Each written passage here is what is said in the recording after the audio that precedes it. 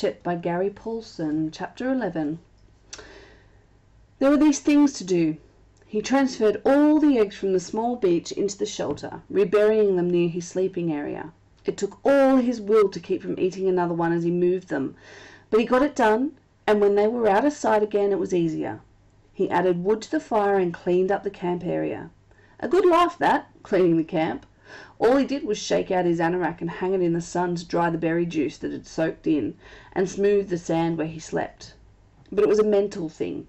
He had got depressed thinking about how they hadn't found him yet, and when he was busy and had something to do, the depression seemed to leave. So there were things to do.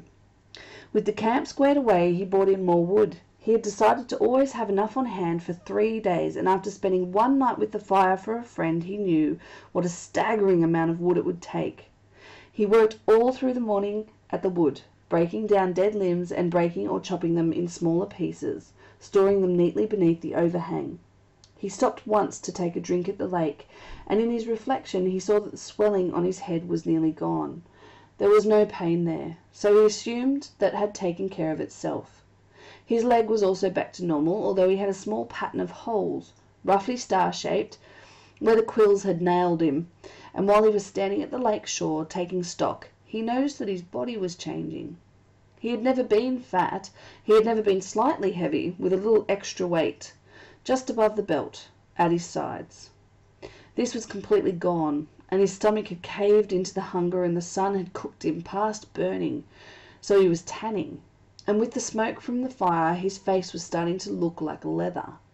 Perhaps more than his body was the change in his mind, or in the way he was becoming. I'm not the same, he thought. I see, I hear differently. He did not know what the change started, but it was there. When a sound came to him now, he didn't just hear it, but he would know the sound. He would swing and look at it, a breaking twig, a movement of air, and know the sound as if he somehow could move his mind back down the wave of sound to the source. He could know what the sound was before he quite realized he had heard it. And when he saw something, a bird moving a wing inside a bush or a ripple in the water, he would truly see that thing, not just notice it as he used to notice things in the city. He would see all parts of it, see the whole wing, the feathers, see the colours of the feathers, see the bush and the size and shape and colour of its leaves. He would see the way the light moved with ripples on the water, and see that the wind made the ripples, and which way that wind had to blow to make the ripples move in that certain way. None of that used to be in Brian, and now it was a part of him, a changed part of him, a grown part of him, and the two things, his mind and his body, had come together as well, had made a connection with each other that he didn't quite understand. When his ears heard a sound or his eyes saw a sight, his mind took control of his body. Without his thinking, he moved to face the sound or sight, moved to make ready for it, to deal with it. There were these things to do. When the wood was done, he decided to get a signal fire ready. He moved to the top of the rock ridge that comprised the bluff over his shelter and was pleased to find a large, flat stone area. More wood, he thought, moaning inwardly.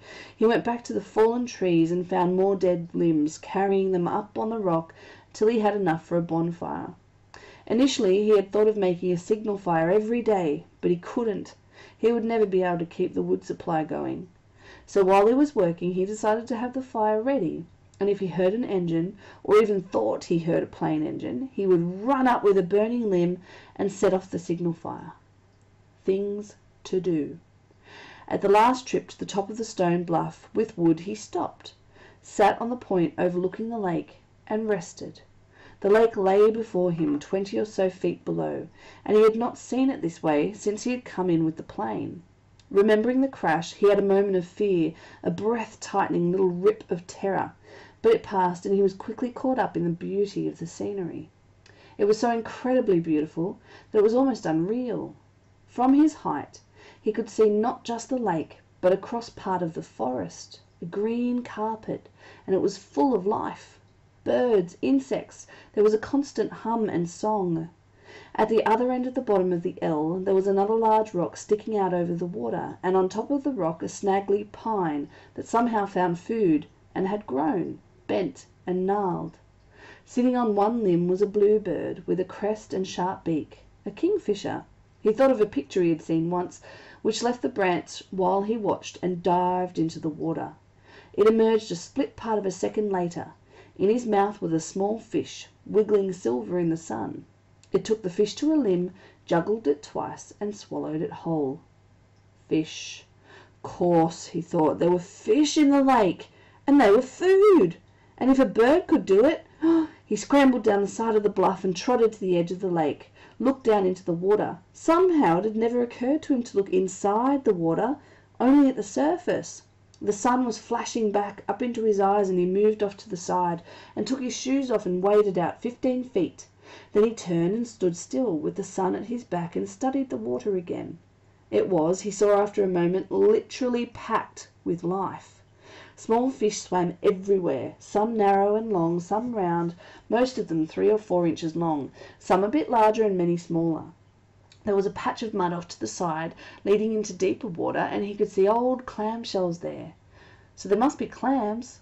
As he watched, a crayfish, looking like a tiny lobster, left one of the empty clam shells and went to another, looking for something to eat, digging with its claws. While he stood, some of the small, roundish fish came quite close to his legs, and he tensed, got ready, and made a wild stab at grabbing one of them. They exploded away in 100 flicks of quick light, so fast that he had no hope of catching them that way. But they soon came back, seemed to be curious about him, and as he walked from the water he tried to think of a way to use that curiosity to catch them.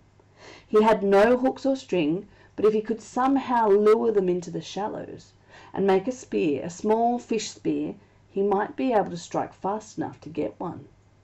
He would have to find the right kind of wood, slim and straight. He had seen some willows up along the lake that might work, and he could use the hatchet to sharpen it and shape it while he was sitting by the fire tonight. And that brought up the fire, which he had to feed again. He looked at the sun and saw it was getting late in the afternoon, and when he thought of how late it was, he thought that he ought to reward all his work with another egg, and that made him think that some kind of dessert would be nice. He smiled when he thought of dessert, so fancy, and he wondered if he should move up to the lake and see if he could find some raspberries, after he banked the fire and while he looked for the right wood for a spear. Spearwood, he thought, and it all rolled together, just rolled together and rolled over him. There were these things to do.